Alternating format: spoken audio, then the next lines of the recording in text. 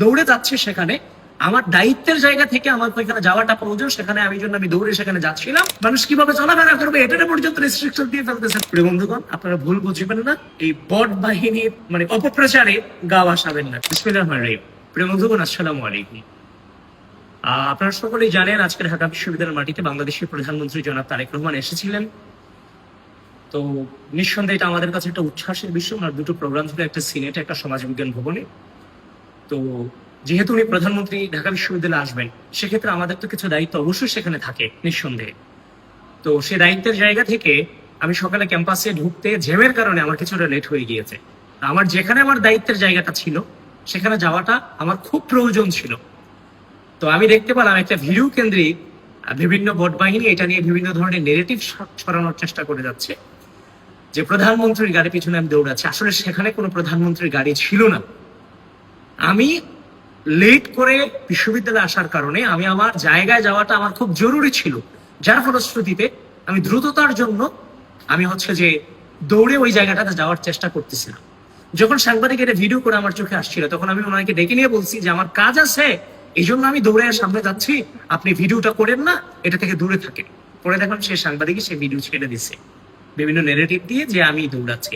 একটু আগে দেখলাম যে জাকসুর এবি জুবাইর এটাকে পোস্ট করেছে, তখন তাকে আমি ফোন করেছি। ফোন করে জিজ্ঞেস করলাম যে এই ভিডিওর আশেপাশে কি প্রধানমন্ত্রীর গাড়ি আছে? বলে যে না, প্রধানমন্ত্রীর গাড়ি তো নাই। বললাম তাহলে কেন ছাড়লা? বলে যে ভাই সবাই ছাড়ছে, এই জন্য ছাড়ছি। তখন তাকে যখন আমি বললাম, সে দুঃখ প্রকাশ করে ভিডিওটা ডিলিট করেছে। তাকে আমি ধন্যবাদ জানাই।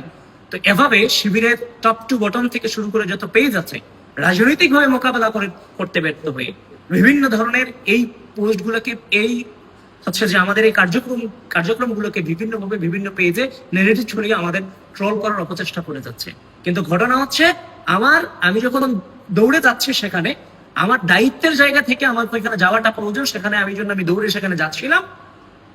তো সেখানের আশেপাশে কোনো প্রধানমন্ত্রীর গাড়ি ছিল না।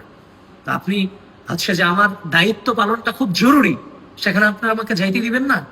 আমি কিভাবে সেখানে গেলাম সেটা নিয়ে আপনি নেগেটিভ দাঁড়া করাই দিলেন। আপনি জানেন সেটা, কিন্তু আপনার রিচের কারণে আপনি আমার নামে মিথ্যা প্রবাগান্ডা ছড়াবেন। আরে ভাই, আমি যদি দৌড়াইও যাকে শখের প্রধানমন্ত্রী বানাইছি, যার জন্য আমরা চেষ্টা করেছি, যিনি বাংলাদেশের প্রধানমন্ত্রী হবে, আমরা আমাদের রাজনীতির জীবনে এটা স্বপ্ন দেখেছি, আমাদের স্বপ্ন পূরণ হয়েছে। আমরা যদি দৌড়াই তাহলে প্রধানমন্ত্রীর গাড়ির পিছনে দৌড়াই, আমরা তো কোনো যে রিক্সার পিছনে দৌড়াই না। এটা কেমন কথা? আজব ব্যাপার। মানুষ কিভাবে চলাফেরা করবে এটা পর্যন্ত রেস্ট্রিকশন দিয়ে ফেলতেছেন। আমি মরে যাব, কিন্তু আমি এখান থেকে যে জায়গাটা আমি অতিক্রম করতে পারবো না, আমাকে ধীরে ধীরে যেতে হবে, আমার কাছে থাকতে পারে না। প্রিয় বন্ধুগণ, আপনারা ভুল বুঝবেন না, এই বট বাহিনীর যে অপপ্রচারে গা ভাসাবেন না। ধন্যবাদ সবাইকে। আসসালামু আলাইকুম।